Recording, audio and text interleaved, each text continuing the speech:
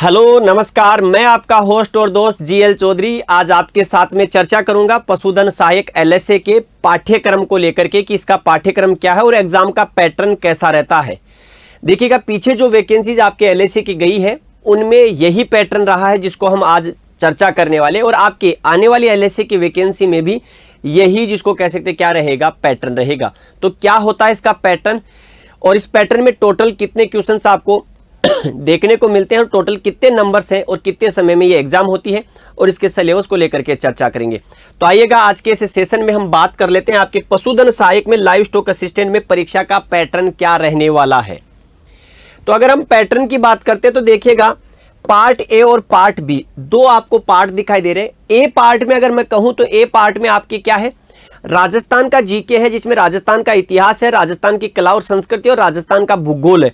Basically अगर मैं कहूं तो राजस्थान का एक प्रकार से सिलेबस का वो भाग जो राजस्थान को रिप्रेजेंट करता है।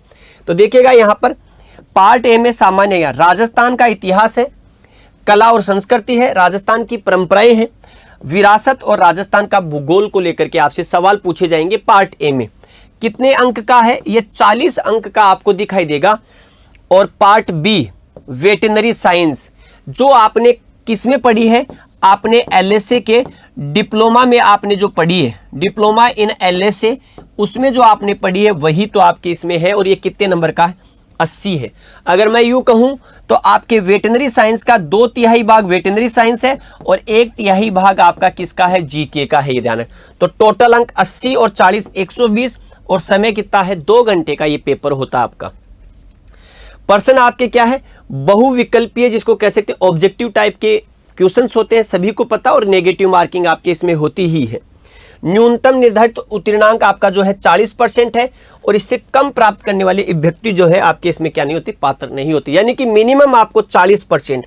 तो 120 का अगर हम 40% देखें तो यहां पर आप क्या कर सकते हैं, 12 चौक 48, यानी कि 48 अंक तो आपको लाने ही लाने हैं। और आजकल तो आपको पता है कि 5वां ऑप्शन भी आपके पास सामने जो है विकल्प के रूप में आपको दिखाई देगा। तो मिनिमम 40% आपको लाने हैं एलएसए में, उसके बाद आपकी मेरिट का क्रम जो है शुरू होता है। अब इसके सिलेबस को लेकर के हम विस्तार से चर्चा करें तो यहां देखो, पाठ्यक्रम सिलेबस में क्या, राजस्थान का इतिहास, कला, संस्कृति, साहित्य, परंपरा और विरासत में। तो राजस्थान के इतिहास के प्रमुख सोर्स क्या है, स्रोत क्या है, राजस्थान की प्रमुख प्रागैतिहासिक सभ्यताएं, राजस्थान की जो सभ्यताएं हैं आपकी वो कौन कौन सी सभ्यता है, राजस्थान के प्रमुख राजवंश और उनकी उपलब्धियां क्या हैं, मुगल और राजपूत संबंध जिसको कह सकते कैसे रहे उसके बारे में, स्थापत्य कला की प्रमुख विशेषता क्या है, महत्वपूर्ण किले, स्मारक और उनकी संरचनाओं को लेकर के सवाल, राजस्थान के धार्मिक आंदोलन और लोक देवी देवताएं, यहां से हमेशा ही सवाल पूछा जाता है, राजस्थान की प्रमुख चित्रकलाएं, शैलियां और हस्तशिल्प, राजस्थानी भाषा साहित्य की प्रमुख कृतियां और क्षेत्रीय बोलियां, रीजनल जो हमारे जो क्षेत्र विशेष में बोली जाने वाले, चाहे वो हाड़ौती हो चाहे ढूंढाड़ी हो, आपके बोलियों को लेकर के सवाल, राजस्थान में लगने वाले मेले, राजस्थान के त्योहार, लोक संगीत, लोक नृत्य, वाद्य यंत्र और आभूषण, राजस्थानी संस्कृति, परंपरा और विरासत,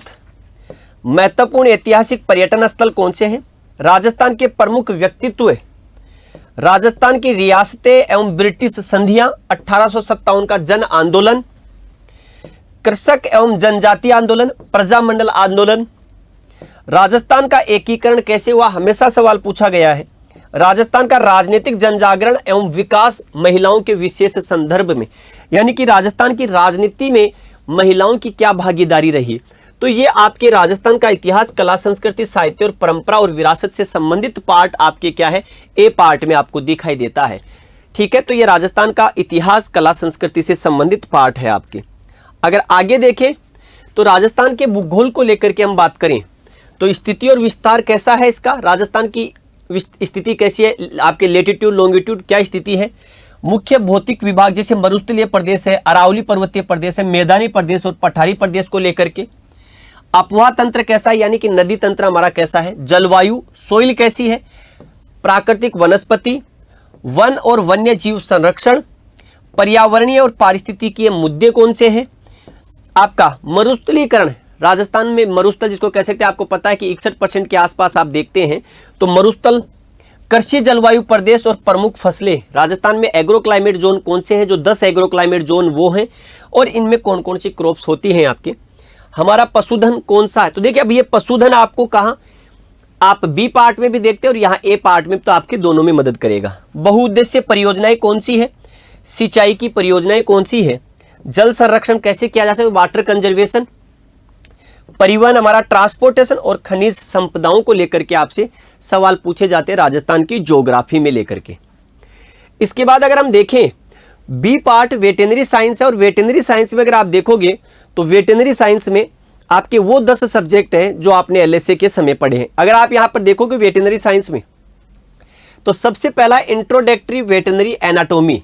तो आपके वेटेनरी में जो एनाटोमी आपने पढ़ी है वो आपको यहां पर देखने को मिलेगी। Introductory veterinary physiology and biochemistry, तो वेटेनरी में चलने वाली आपकी फिजियोलॉजी और बायोकेमिस्ट्री जो विशेष रूप से एनिमल्स से रिलेटेड होती है। एनिमल हस्बेंड्री एक्सटेंशन, अब यहाँ पर एक्सटेंशन जो सब्जेक्ट है इसमें आपका विस्तार, यानी कि किस प्रकार के आपके जो है सर्वे दृश्य साधन होते हैं, एक्सटेंशन क्या होता है, एक लीडरशिप के क्या कैरेक्टर्स होते हैं, वो सारे के सारे आपके इसमें देखने को मिलते हैं। ध्यान, प्रिंसिपल्स क्या हैं, आपके फॉर्मल और इनफॉर्मल एजुकेशन क्या होती है, वो आपको यहाँ पर दिखाई देते हैं। यहाँ देखिएगा इंट्रोडक्टरी वेटनरी मेडिसन, तो मेडिसन आपके जो है सब्जेक्ट चला उसके बारे में। माइनर वेटनरी सर्जरी, तो सर्जरी को लेकर के माइनर। इंट्रोडक्टरी एनिमल न्यूट्रिशन, पशु पोषण को लेकर के। इंट्रोडक्टरी एनिमल मैनेजमेंट, पशु प्रबंधन को लेकर के सवाल पूछेंगे। Introductory animal breeding and genetics, यानी कि एक प्रकार से मैं कहूं तो एबीजी, एनिमल ब्रीडिंग जेनेटिक्स को लेकर के आपके सवाल पूछा जाएगा, ABG animal breeding genetics. Introductory animal reproduction, प्रजनन सिस्टम जो आपके है, और इंट्रोडक्टरी वेटनरी आपके फार्माकोलॉजी। तो ये आपके 10 सब्जेक्ट हैं, और इन 10 सब्जेक्टों से टोटल कितने हैं?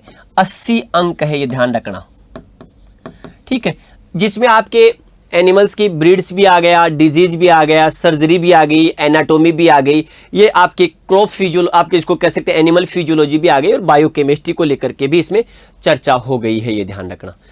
तो ये आपके कुल 80 अंक आपको देखने को मिलेंगे। ये है आपका एग्जाम का पैटर्न जिसको कह सकते हैं। और साथ में ही अब आपके लिए महत्वपूर्ण पशुधन सहायक लाइव फ्रॉम स्टूडियो उत्कर्ष लेकर के आ गया है आपका पशुधन सहायक का लाइव फ्रॉम स्टूडियो कोर्स, जो कि आपके कब से स्टार्ट हो रहा है? 10 अगस्त से शुरू हो रहा है। ये 10 अगस्त 2024 से आपके ये जो है कोर्स शुरू हो रहा है। तो जो विद्यार्थी एलएसए को लेकर के तैयारी करना चाह रहे हैं, देखिएगा अगर आप अभी से तैयारी करेंगे तो आप एक परफेक्टनेस तक पहुंच पाएंगे, उस स्तर तक पहुंच पाएंगे जहां तक आपका कंपटीशन, क्योंकि पिछली बार का कंपटीशन आपने देखा, और पिछली बार आपने ये भी देखा कि वैकेंसी और एग्जाम के बीच में आपको समय कितना मिला, लगभग अप्रोक्सीमेटली 80 से 85 दिन के आसपास का समय आपको मिला था। अगर आप उन 80 से 85 दिन में अगर एलएसए बनने का सपना देखते हैं तो कहीं ना कहीं जिसको कह सकते हैं या आपके अपने साथ छलावा होगा। अगर आप एलएसए को लेकर के सीरियस हैं और अपनी तैयारी करना चाहते हैं तो अभी से क्या कर सकते हैं, आप जुड़ सकते हैं इसके साथ। यहाँ पर इसकी लाइव फ्रॉम स्टूडियो फीस कितनी है? 5000 रुपये इसकी क्या है, लाइव फ्रॉम स्टूडियो आपकी फीस है। एक्सप्रिंटेड आपके जो है एक्सपीरियंस जो फैकल्टीज है आपको पढ़ाने वाली है। अपडेटेड जो है नोट्स मिलेंगे, आपके टेस्ट होंगे, आपके क्विज होंगे, टॉपिक वाइज आपके डीपीबी एमसीक्यू जो आपको देखने को मिलेगी।